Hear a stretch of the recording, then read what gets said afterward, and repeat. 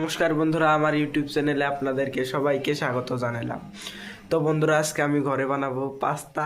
তো চলুন বন্ধুরা, ভিডিওটা শুরু করি। আর আমি ভিডিওটা শুরু করার লগে লগে কারেন্ট গেছে গা। তো চলুন বন্ধুরা, ভিডিওটা শুরু করি। তো গাইস দেখো, একদম ম্যাগি আর পাস্তা এক লগে দিছে, বয়েল করতেছে। তো দেখতে থাকো, খেয়ে খাইয়ে বলবো তো কিরকম হয়েছে।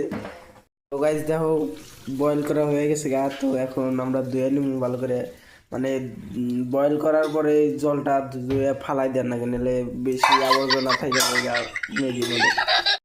কড়াইয়ের মধ্যে তেল দিয়ে দিল। তো অল্প পরে দিয়ে দিব, তেলটা গরম হওয়ার পরে দিয়ে দিব ম্যাগি।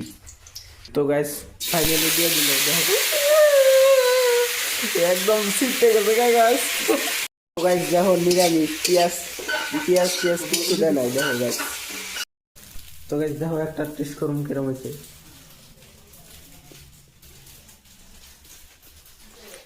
অত টেস্টি হয় নাই গ্যাস, এরকম চলবো আর চলে যাবো। তো গাইস সবাইকে সবারটা দিয়ে দিল। গাইস পাস্তাটা তো খাইলাম, তো বেশি ভালো হয় নাই, বেশি খারাপ হয় নাই, তো মিডিয়াম। তো গাইস ভিডিওটা ভালো লাগলে লাইক কমেন্ট শেয়ার সাবস্ক্রাইব করবেন, আর ভুল হলে ক্ষমা করে দিবেন। তো গাইস বাই।